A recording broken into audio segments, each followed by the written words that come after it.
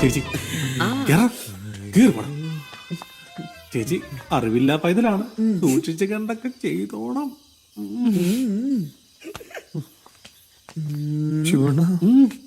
All the best.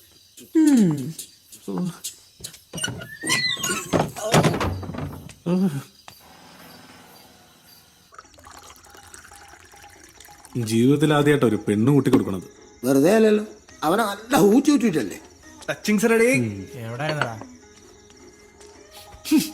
ഞാനിപ്പോ അതെല്ലാം ആലോചിക്കണേ. അവിടെ ഇപ്പൊ എന്തായിരിക്കും നടക്കണേ?